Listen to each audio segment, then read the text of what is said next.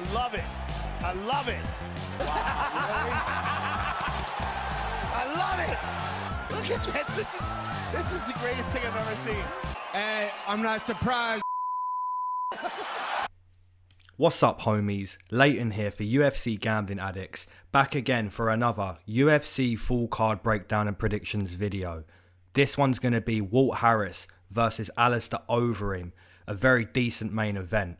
Before we get into this card, we're going to do our usual routine, recap the last lot of fights and speak about the bets from the last fight too.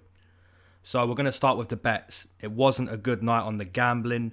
Prediction wise, not a good night either, you know, and that's the fight game. You make predictions prior. Sometimes it goes good, sometimes it goes bad. This one was a bad event. So the recap, we're going to go through it real quick. If you don't want to hear my recap, you can use the timestamps in the description below. But for those of you who do want to hear, here it is. Chase Sherman, very good performance. The low kicks looked beautiful. His boxing looked beautiful. Probably the best Chase Sherman has ever looked. Brian Kelleher and Hunter, that was a really decent matchup in the first round. Second round, Brian Kelleher, man, just showing that experience. Not too sure why Hunter didn't look for a takedown here and there. Brian Kelleher was actually the one looking for takedowns. Maybe Hunter was afraid of his BJJ, but that was another very good performance from Brian Kelleher. Omar Morales and Gabriel Benitez, really close fight, 15-minute war. But Omar just a little bit more power to everything he was doing. Very good fight. Sarge Eubanks and Sarah Morris, man, that was another good one. Sarge looked like she was going to slow down after that first round, but dug very deep, was able to go to full 15, and was actually quite close to working towards a finish in that third round. Thiago Moises and Michael Johnson, what can we say? Complete pick'em, -110 each side. In that first round, though, Michael Johnson looked like he should have been -300. His boxing looked very sharp, but then he lost in typical Michael Johnson fashion, you know. Credit to Thiago Moises with his BJJ in that second round. Very quick as well. Arlovsky versus Lins, another very good fight. Lins looked pretty good in that first round. I felt if he could build a little more off of that first round, it would have gone more towards him. But Arlovsky with that veteran experience, stick and move type performance that I even spoke about prior to the fight, not going his way, but he was able to do it. You know, he moved a lot inside the octagon. His kicking ability looked very good. And fighting out of the southpaw stance as well really threw off Philippe Lins. Ricky Simone and Ray Borg, another very good matchup. I mean, similar type of style, but Ricky Simone just too strong. You know, Ray Borg is a very good scrambler, but when you've got a guy who's a very good wrestler, but just stronger, that was the difference in that one. Drew Dober and Alex Hernandez. Drew Dober just looked sharp, man. Looked so sharp with his striking. Alex was able to get a few takedowns here and there, even when he was hurt, but couldn't keep Drew down. You know, if Drew's able to keep getting back to his feet, keeping you on the outside, you have to hold your hands up and say, what a great performance from Drew Dober. Ben Rothwell and OSP. Now this fight, if you said to me, if you can go back and change your pick on any fight, this one probably would have been it. OSP kind of done what I felt he would do, kick and move, circle a lot, but he was just using too much energy, running away from Ben Rothwell, pretty much, you know. I felt there was a few times where he could have took the center of the octagon. Although Ben Rothwell is a big guy, I just felt OSP should have controlled the octagon a little bit more, you know. Very close fight still, because OSP was really tagging Ben Rothwell in that third round. But credit to Ben Rothwell, man. He used his experience. He pushed OSP up against the fence. And that really played a big factor in OSP slowing down too. Now, the main event. I don't know if Jason Herzog listened to my breakdown regarding how tough Anthony Smith is. I don't know if Jason Herzog had a huge bet on Anthony Smith, but that fight should have been stopped way before it was stopped, man. Like, even in, I believe, the second or third round, it should have been stopped. Anthony Smith, like we said, you know, this guy is a Lionheart and he isn't going to quit. And the ref's job is to protect the fighter when the fighter can't protect himself anymore. And he just took damage that he shouldn't have taken in that fight. You have to admire his toughness and his ability not to quit. But some guys are just too tough for their own good, man. And Anthony Smith is one of those. Once again, though, you have to hold your hands up if you didn't pick Glover. You have to say his performance was veteran-like. No quit, didn't slow down, looked really good in that fight. Alright guys, let's get into this card and break down some fights, and hopefully we can have a good bounce back for this card. First fight of the night, we have Dontale Lord Kong Mays versus Rodrigo Nascimento. And we're going to start with Dontale Mays. So Dontale comes into this fight 0-1 inside the UFC. Dontale is primarily a striker inside the octagon. Had a very tough debut against a guy I believe we all highly rate in Cyril Gane. No shame in that loss. Dontale has struggled with his cardio in some of his fights. Although he lost to Cyril Gane, I did see improvements in that area for Dontale. The opponent, Rodrigo Nascimento, comes into this fight 7-0 as a pro, making his UFC debut by way of the Contender Series. Nascimento was able to win on a Contender Series. He got his fight done via head and arm choke as an underdog too. It was clear to see his best work came on the ground, looked very heavy on top, was able to work towards a sub, and he got it. Very nice performance. This, in my opinion, is basically a Contender Series fight. Both of these guys are fairly new in their MMA career. I think you could make valid arguments for either side. If you're picturing Nascimento winning, it may be because Dontale slows down, gets taken down, and Nascimento is able to work towards a submission.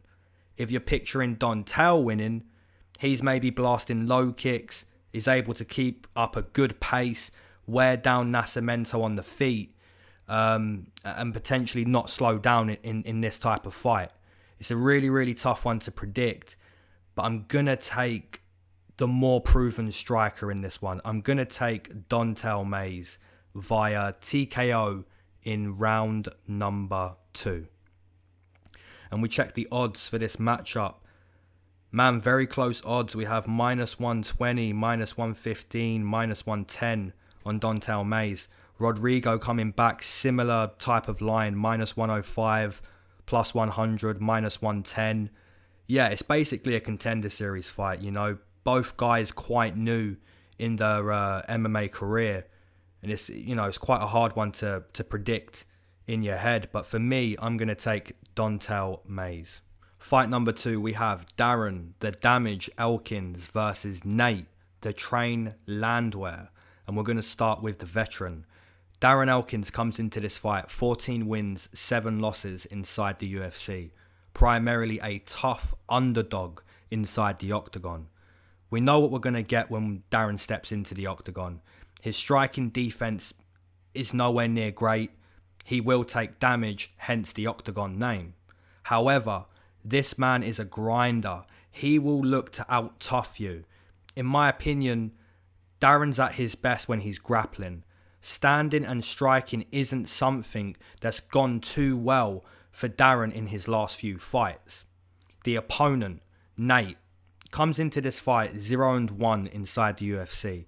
Now, when I watched tape for this guy prior to his UFC debut, he gave me this crazy, unorthodox type of movement and striking. Just seems a little crazy with everything he's trying to do. And that's basically what we saw in his debut too. He will get crazy on the feet, and it completely backfired in his debut. Arguably one of the best knockouts we've seen this year. Huge car crashing knee from Herbert Burns. And if you haven't seen that TKO or that knockout, Please go watch it. It's a beautiful, beautiful knee. This is a really decent matchup because both of these guys do get hit. They're a little bit crazy, you know. There's definitely a screw loose for both guys. Darren's had a lot of experience fighting top level guys over the years.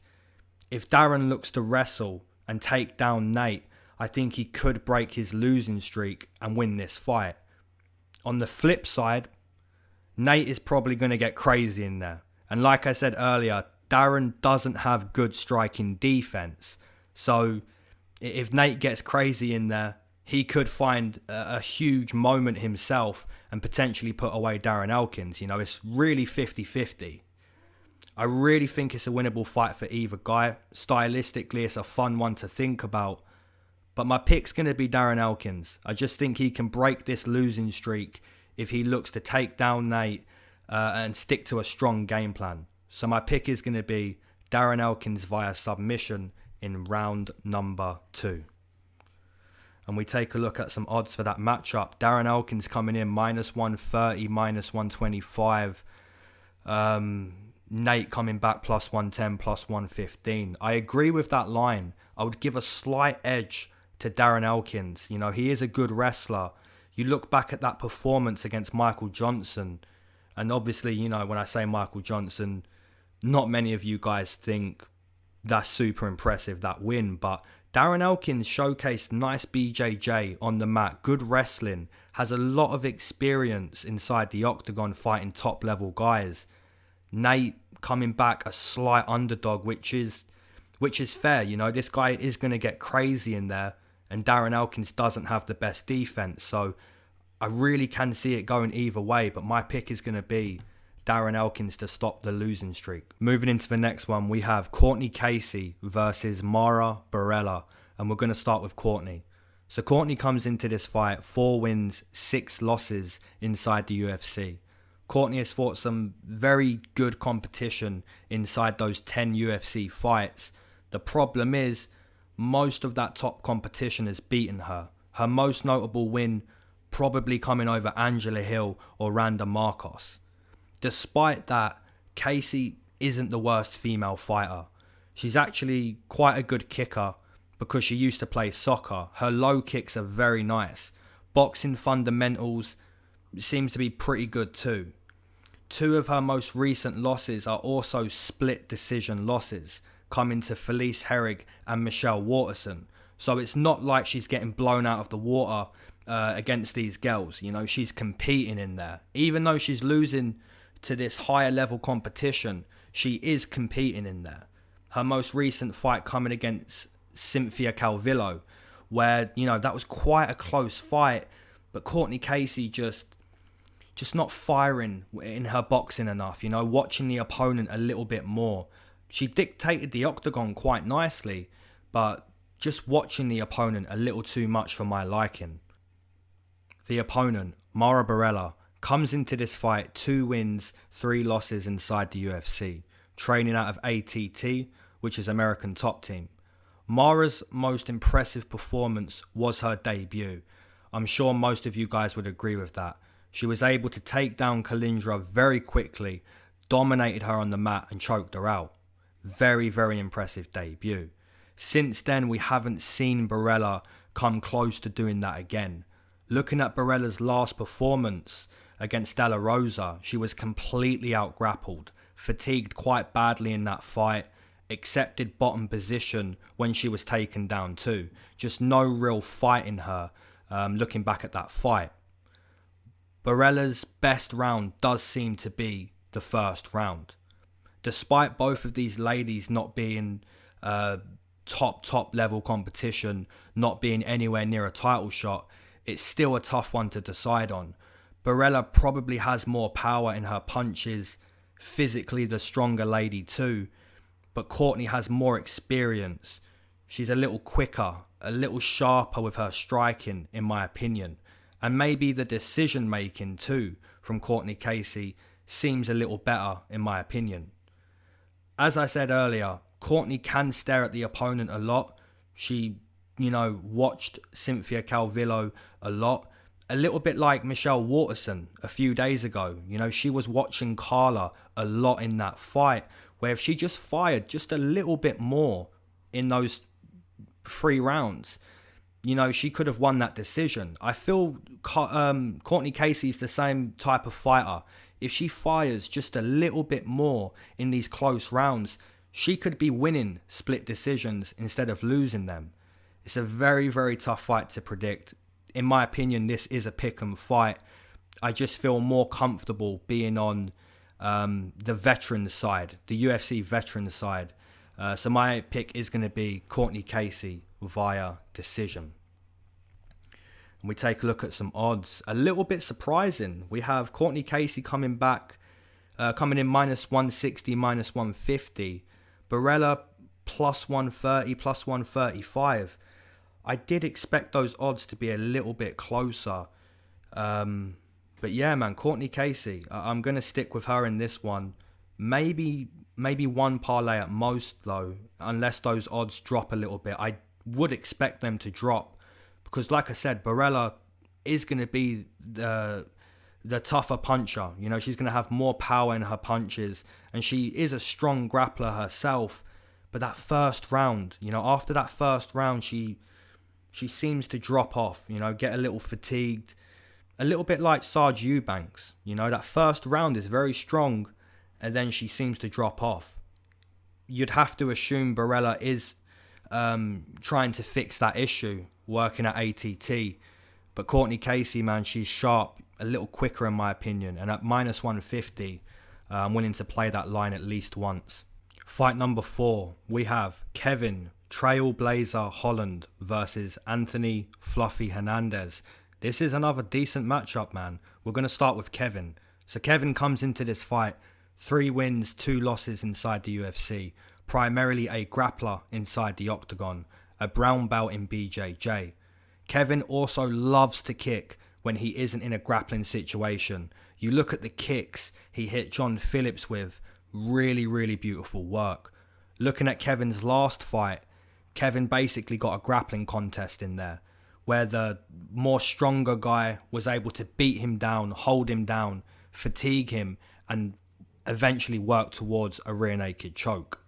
The opponent, Anthony Hernandez, comes into this fight 1-1 inside the UFC, also primarily a grappler inside the octagon, but I would say more wrestling orientated than Kevin. Kevin's looking to use his BJJ when he clinches. Anthony also looks to use his BJJ, but has more of a wrestling base. Hernandez is the more inexperienced guy. His striking isn't as good as Kevin Holland's. If you was to ask me what are the real key differences for this fight, I would say the level of experience is different. Kevin's the better kicker, the longer guy too. Hernandez is quite weak to the body, but when we flip it around, Kevin won't be as physically strong as Hernandez. His cardio isn't as good as Hernandez either. I've noticed a lot in Kevin's fights, he really slows down after that first round. And that's probably because he doesn't cut much weight, you know, any weight at all. His opponents are always weighing more than him inside the octagon. So if these guys get into a wrestling contest, I would expect Kevin to slow down. And if he does slow down, I basically see Anthony Hernandez working similar to what Brendan Allen did. You know, in that second round, if both of these guys are fatigued and the fight hits the mat, Hernandez has a strong wrestling base, you know, and he's going to work with that towards his BJJ. So for those reasons, I'm going to take Anthony Hernandez via decision. And we take a look at some odds. Man, once again, I feel these odds are spot on, because you look at the differences in the fight and you can make arguments for either side. You know, Kevin Holland is the better striker, is the better kicker. He's longer, he has more experience, and he has good BJJ. But Hernandez is a good wrestler, and he is going to use his BJJ as well. And if Kevin slows down, Hernandez is really going to try ragdoll him in there. I can really see it going either way. And like I mentioned as well, Hernandez is weak to the body. And you think about Kevin blasting those kicks to the body. Man, you could really picture this fight going so many different paths. But for me, Kevin Holland really slows down in his fights. And if he slows down here stylistically, I think Hernandez is going to be able to end up in full mount, end up in half guard, take the back of Kevin Holland when both guys are fatigued. So for those reasons, I'm going to take Anthony Hernandez at -110. Moving into the next one, we have Matt, the Immortal Brown versus Miguel, Caramel Thunder Baeza. And we're going to start with the veteran's veteran. Matt Brown comes into this fight 15 wins, 10 losses inside the UFC. This will be his 26th UFC fight, not including his Ultimate Fighter fights way back in the day. Matt Brown, like I said, man, he's a veteran. He probably shouldn't be fighting anymore due to the amount of damage he's taken over the years. However, you look at his last 2 fights, he's getting it done in there. The elbow from hell against Diego Sanchez is still so beautiful to watch. And he looked like a veteran against Ben Saunders. You know, dismantled that guy. The last time Matt Brown fought a guy with less than 10 pro fights, it was Stephen Thompson back in 2012, and he was able to win that fight. The opponent, Miguel Baeza, comes into this fight 1-0 inside the UFC, training out of MMA Masters. Miguel had a beautiful debut performance against Hector Aldana, completely destroyed him with technique and power. The low kicks were so damaging, and I'd expect them to be a weapon for Miguel in this fight too. If you're trying to find the right prediction through experience, then you take Matt Brown. If you're trying to find your prediction in who's the better mixed martial artist, again, your answer is Matt Brown. He's seen it all, he's done it all. But for me, I'm going to take youth, freshness, explosiveness and hunger. All of that points towards Miguel Baeza. Could Matt Brown put on a veteran performance and teach the newcomer a valuable lesson early in his career? Maybe he can, but I can't bank on that personally. My pick is going to be the fresher, more hungry guy in there, and that's Miguel Baeza. And I'm going to take him via TKO in round number 1. We take a look at some odds. Matt Brown getting some respect, only plus 135. So a lot of respect going into Matt Brown there. Miguel Baeza coming back minus 150, minus 165, even getting as high as minus 189. And that's on my bookie as well. Great. Yeah, Miguel Baeza for me. Hopefully people at William Hill take Matt Brown at plus 150 to bring down Miguel's price. But I just can't bank on Matt Brown putting in a veteran performance. You know, we know he's capable. We know he's seen it all. He's done it all. And he really could put in that performance. But for me, man, I have to take the up-and-comer. I have to take the guy where I watched his debut and I thought, that was a beautiful, beautiful performance and showcased lovely technique with power. I have to go with that again here. Do I even need to say what time it is? Do I even need to say it at this point?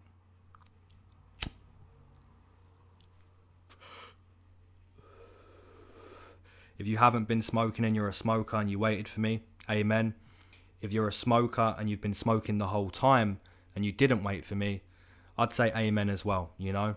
If you're not a smoker and you enjoy the smoke breaks, amen as well. So we're going to hit the triple amen to start this smoke break. If you haven't hit the like button with your favoured technique, now is the time to do so.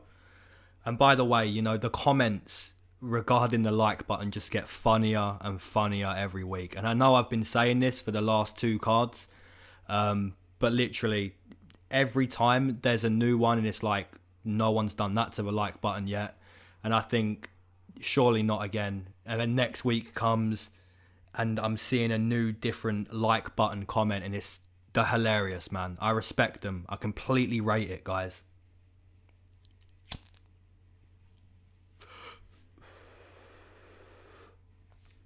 And I do need to put in comments again. I want to start showing your comments and engage with you guys in these smoke breaks a little bit more like I used to. But the amount of comments I've been getting, it's like, there's so many. You know, there was over 300 for the 249 card. I believe roughly 200 for the Wednesday night card. So there's just so many that I could put on there. But these smoke breaks would be like 30 minutes long. And I can't really pick, you know, which ones are my favorites. There's all different kinds of support. There's betting support, there's betting talk, training talk, smoke break, appreciation talk. There's everything, you know. And I respond to a lot of you guys too, and I really appreciate the support you put in the comment section. You know, it's beautiful to see. But I'm really looking to bounce back on this card, guys. You know, my last predictions for Wednesday night, they were not up to scratch.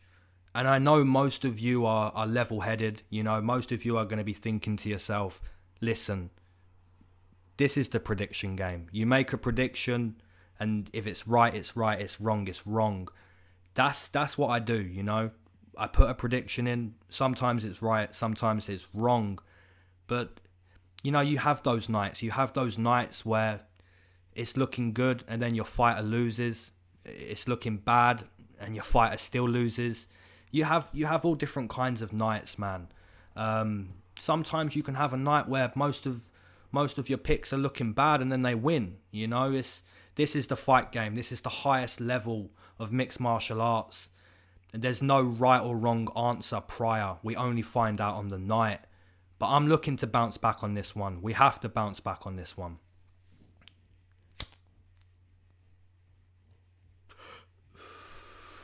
Okay, guys. Make sure you use that technique on the like button. Hit the subscribe button if you haven't already. I know I've got literally 400, 500, 600 subs just in the last 2 cards. You know, that subscribe button is getting tagged up as well. You know, we speak about the like button getting hit with all these techniques, all these different types of ideas on the like button, but man, the subscribe button has really been getting tagged up. So yeah, that's beautiful to see. Let's get back into predicting the rest of these fights. Next fight we have Song the Terminator Yadong, or Yadong the Terminator Song, whichever you prefer, versus Marlon Cheeto Vera. And this is probably my favourite matchup of this card. So we're going to start with Song Yadong. Song comes into this fight 4 wins, 1 draw, 0 losses inside the UFC. Primarily a young, well-rounded mixed martial artist inside the octagon. Pretty much all of Song's life, he's been striking. You know, at 22 years old, he's still dedicated over half his life to mixed martial arts.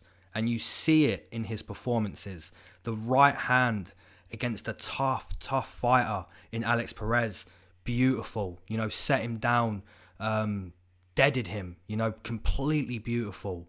The only trouble Song Yadong has run into so far was his last fight. A big step up in competition against Cody Stamann, who's a very, very explosive wrestler.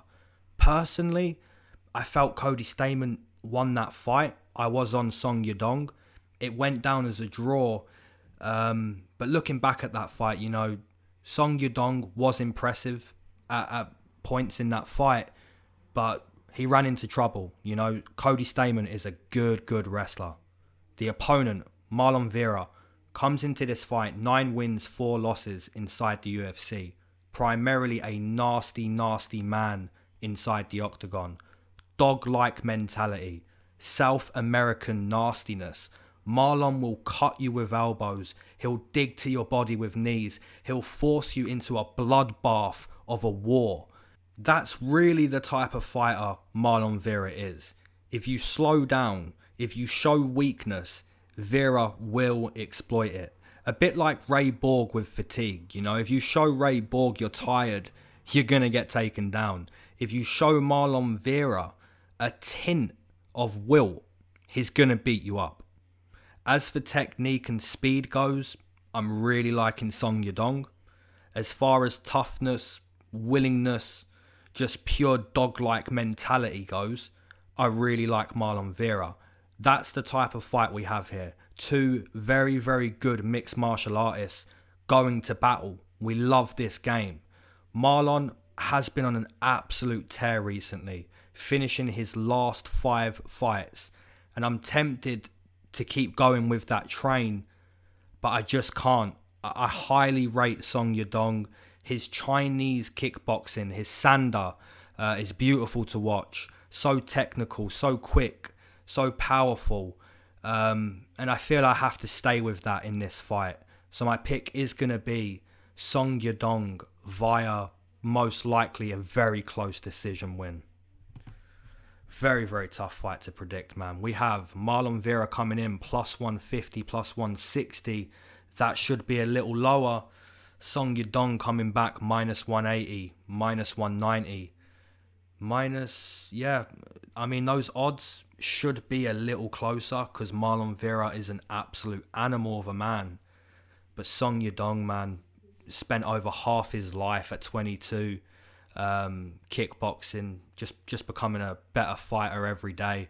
And you can see how good the kid is, 22 years old, so technical, really, really good fighter to watch. And I'm going to have to stick with him here, but I do expect money to come in on Marlon Vera because that guy's a dog. Fight number 7, we have Eric, your boy Anders versus Krzysztof Jotko. And we're going to start with your boy. Eric comes into this fight 5 wins, 4 losses inside the UFC.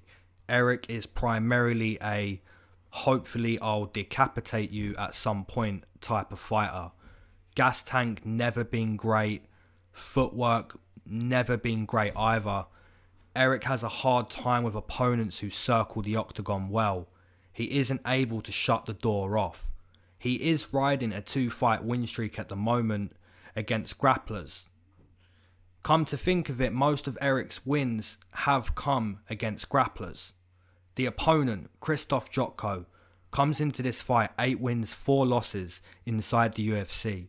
Primarily a grappler inside the octagon, a brown belt in BJJ. Jotko is also riding a 2-fight win streak, just like Anders. Looking at both of those performances, those last 2 performances for Jotko, it's clear to see he's using his foundation more in his last 2 fights. He's looking to grapple. Against Amadovsky, complete domination on the mat. In his last one against Marc-Andre, a lot of clinch work up against the fence. If you was to ask me who's the better striker, I would say Jotko. When it comes to movement, unpredictability, I think Jotko's able to do a better job there than Anders. But that's because both of these guys are very different fighters, right? Eric will simply walk forward and try to land that devastating knockout blow, and he isn't going to quit until he finds it. Jotko needs to kick a move and potentially look for a takedown when Eric is fatigued. Eric, like I said, simply needs to try and connect with a big punch, and if he can, chances are Jotko will go down. Super, super tough prediction to make. I'm going to take Krzysztof Jotko. I just feel if he sets in a good movement over a duration of 15 minutes, if he's able to kick a lot, target the legs and the body of Eric Anders and look for a takedown, I really think he can win this fight. So we're going to take a look at the odds for this matchup. Jotko coming in minus 160, minus 150. Eric Anders coming back plus 130, plus 140. I mean, Jotko at minus 160, I didn't expect it to be that high because, Eric Anders hits like a truck. That guy can put anyone to sleep if he finds the right punch. The problem is when Eric's fighting a guy who can move well, who is moving a lot, Eric just kind of follows him and slows as the fight goes. But man, I do feel the odds should be a little closer, but I would have to stick there with Krzysztof Jotko. Fight number 8, we have Edson Junior Barboza versus Dan Dynamite Ige. And and we're going to start with the Brazilian. Barboza comes into this fight 14 wins, 8 losses inside the UFC. Primarily a kicker inside the octagon, one of the best kickers we've ever seen. Barboza will be dropping down to 45 for this fight.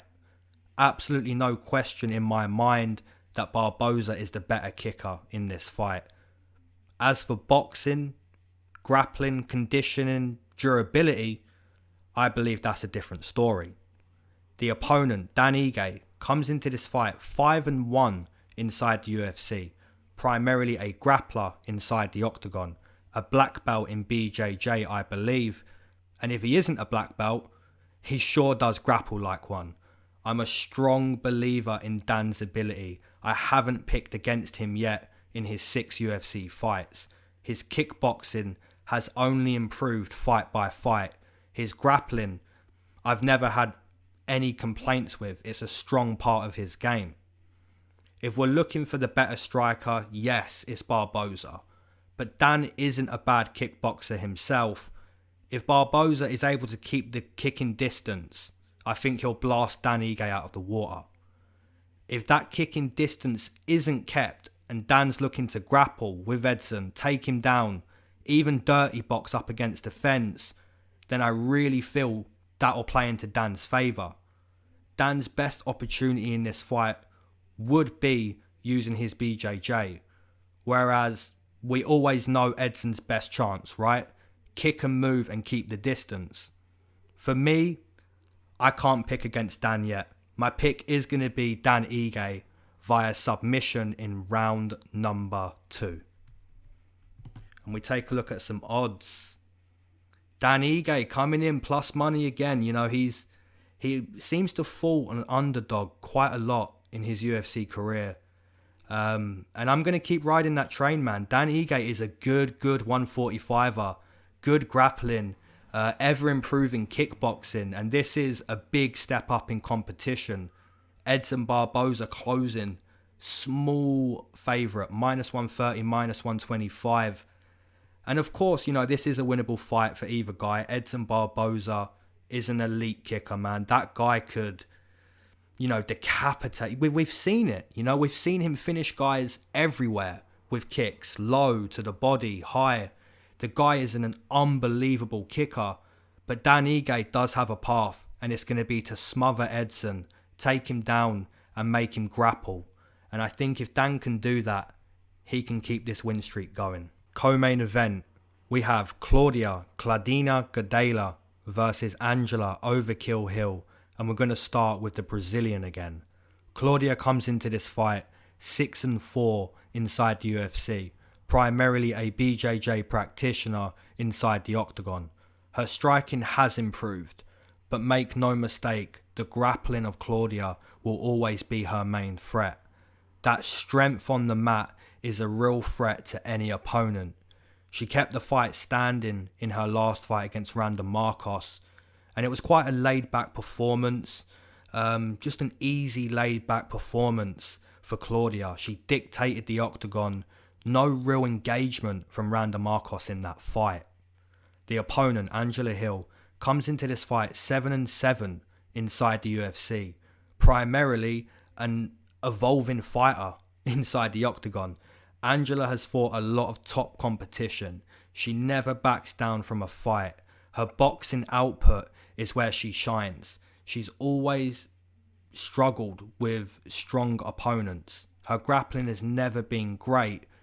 However, like I said at the start of her breakdown, she is an evolving fighter. Her grappling has evolved. You look at her clinch work against Hannah Cifers and Loma. You know, even getting the fight finished on the mat against Hannah Cifers. And you look at the choke, the triangle choke against Yan. She lost that fight, but she was very close to getting that triangle choke. Angela has improved a lot over the last 2 years. You know, we have to admit that. And I have been taking her, you know, in her last 3 fights. You know, Angela has really put in some work, you can see.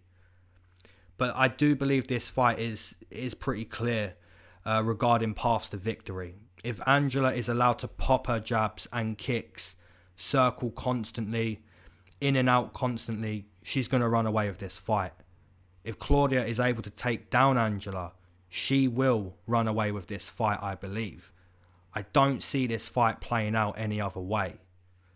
Either Angela keeps it standing and wins via output, or Claudia takes her down and chokes her there. I would be more confident if this fight happened a couple years ago, but like I said, Angela Hill has improved a lot, and I wouldn't be too shocked if she was able to keep it upright and win that type of performance. But I do have to stick with Claudia Gadelha. I think she knows she has to take down Angela to win this fight, and if she can stick to that game plan, get the takedown, I do see her choking out Angela. So my pick is going to be Claudia Gadelha via submission in round number 2. And the odds for this matchup, we have Claudia coming in the first fighter on this card over -200. -200 basically. Angela Hill plus 175, plus 180. Like I said, man, I think Angela Hill really could win this fight if she is able to stay upright and move a lot and just win on activity. But Claudia, you know, the money's coming in on her because we all pretty much know she has to take down Angela Hill. So it's going to be one or the other. You know, it's literally Angela stays up or Claudia takes her down, works her BJJ and gets the fight finished. I have to stick with that one. Alright, homies. Main event time. We have Alistair Overeem versus Walt Big Ticket Harris. And we're going to start with the veteran. Alistair Overeem comes into this fight 10 wins, 7 losses inside the UFC. This will be his 64th MMA fight, which is absolutely unbelievable. As always, some of you may say Alistair shouldn't be fighting anymore. Some of you may say he's still got it in him to compete in the heavyweight division. I'd agree a bit of both. Alistair has the ability for sure, but his chin has taken a lot of damage. For 24 minutes and 50 seconds against Rosenstrike, you know, he really did look like he could compete at the highest level, but then one big punch lands and Alistair's face looks like it's been bladed rather than punched. You know, it was that bad. The opponent, Walt Harris, comes into this fight 6 wins, 6 losses, 1 draw inside the UFC, primarily a striker inside the octagon. Walt Harris has always struck me as a guy who can move very, very well at heavyweight. You look at his 2 wins, his most recent wins over Alexei and Spivak. Not only is it the power of Walt Harris that's getting these fights done, it's the speed of him. Athletically gifted for a heavyweight. Now, Alistair is still the better striker, in my opinion. He's had way more experience. He's just a better striker. But Walt Harris isn't going to care about that. He'll use his speed and confidence in this fight. He'll look to overwhelm Overeem with a barrage of strikes, just like he did against Spivak. The concern is gassing out. If Alistair is able to weather the storm, even look to take down Harris or put him up against the fence, where we know Alistair Overeem does beautiful work, he could wear down Walt Harris. That's how I see Overeem winning this fight. The flip side looks just as good though. Harris may look to empty the gas tank in that first round, really go for the TKO, and he may get it. You know, he's very, very quick. He's very powerful and very confident, you know. So either side, in my opinion, is plausible. But my pick's going to be Walt Harris. Overeem has taken a lot of damage. And if Walt is really up for this fight, which I strongly believe he will be, I believe he's going to go for it in that first round with pure aggression, pure speed, power, confidence. And I think he could put away Overeem in that first round. Like I said, if Overeem can weather the storm, survive, look to use that veteran experience, then he really could beat Walt Harris. But for me, my opinion, I'm going to take Walt Harris via TKO in round number 1. And we check some odds. Walt Harris coming in -130, -140. minus 150. Overeem coming back, plus 120, plus 130, plus 125. Yeah, I mean, those odds are pretty perfect in my opinion. I think those odds become pick'ems, literally pick'ems after round 1 if Walt Harris can't finish Overeem. And then by round 2, round 3, you know, Overeem's going to become more of a favourite. You know, he's going to have that experience in fights going longer than Walt Harris. You know, he's fought a lot of top competition. But for me, I'm going to bank on that first round. I really think Walt Harris is very quick. He's powerful. And I think if he overwhelms Alistair with a barrage, I think he could catch the chin and set down Alistair Overeem. Alright guys, as always, I appreciate you listening to these predictions. Leave down your comments, who you're taking, your bets, all of that good stuff. Hit the like button with a head kick, whatever you want. You know, you have your own techniques. And as always, I'm going to look forward to engaging with you guys in the comment section. Alright, peace.